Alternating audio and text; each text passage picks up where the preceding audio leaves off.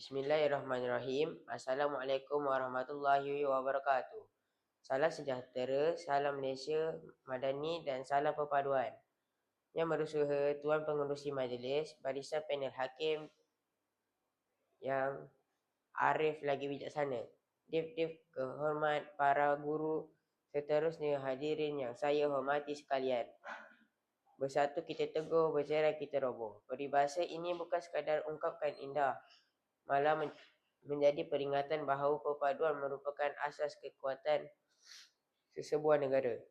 Persoalannya, apakah yang menjadi tunjang kepada perpaduan rakyat Malaysia yang terdiri daripada pelbagai kaum, agama dan budaya? Jawapannya ialah rukun negara. 5 prinsip yang terkandung dalam rukun negara bukan sekadar lafaz yang diucapkan setiap kali perhimpunan sekolah, tetapi merupakan falsafah kebangsaan yang membentuk identiti rakyat Malaysia.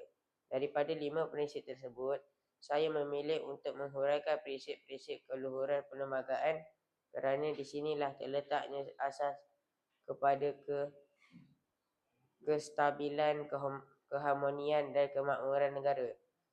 Hadirin yang dihormati, perlembagaan persekutuan ialah undang-undang tertinggi negara.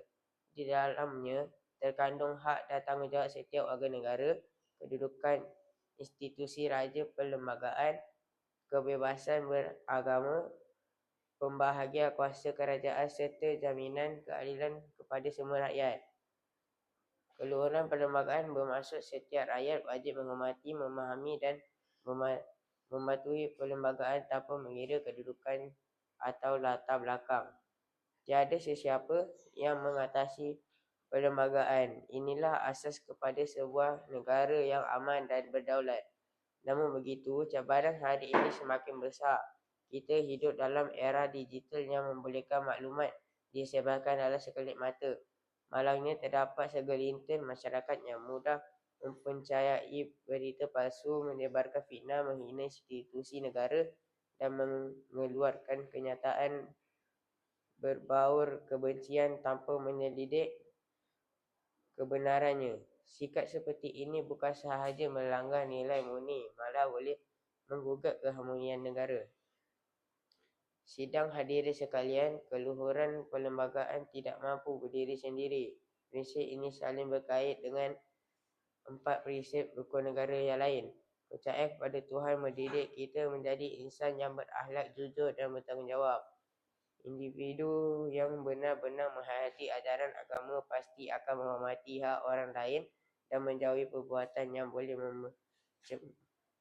memecah belahkan masyarakat.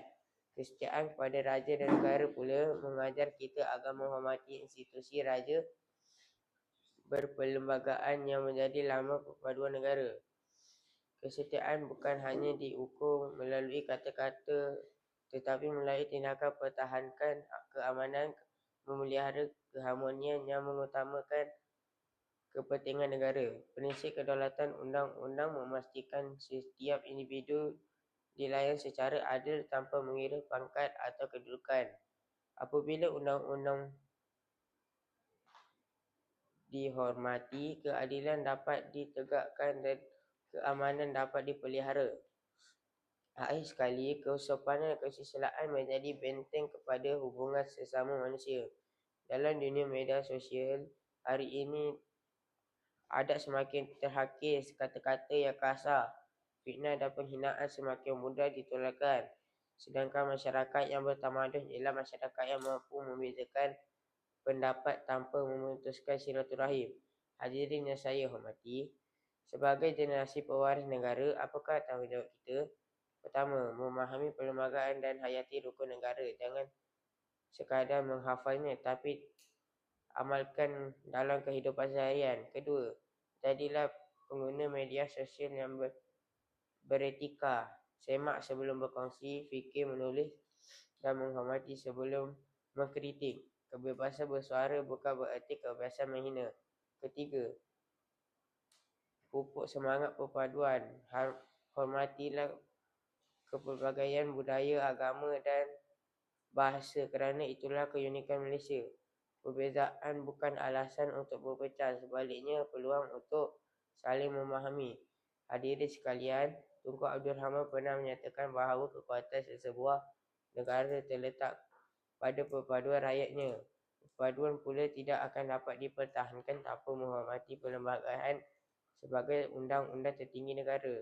Marilah kita menjadikan hukum negara sebagai perpaduan hidup, bukan sekadar lafaz di bibir. Jadikan keluhuran perlembagaan sebagai benteng yang menyatukan rakyat. Kedaulatan undang-undang sebagai jaminan keadilan, kesepadan dan kesusilaan sebagai budaya masyarakat. Kesetiaan kepada raja dan negara sebagai lambang patriotis serta kepercayaan kepada Tuhan sebagai asas pembentukan insan yang berintegriti. Sebelum saya mengakhiri pidato ini, izinkan saya mengajak hadirin untuk merenung sejenak. Jika kita mewarisi sebuah Malaysia yang aman, jangan hanya membaca perlembagaan, fahamilah maknanya. Jangan hanya melafazkan rukun negara, hayatilah semangatnya. Dan jangan hanya mencintakan negara dengan kata-kata, buktikan cita itu melalui tindakan. Sesungguhnya keluhuran perlembagaan ialah nadi perpaduan dan perpaduan ialah jiwa Malaysia. Sekian, terima kasih.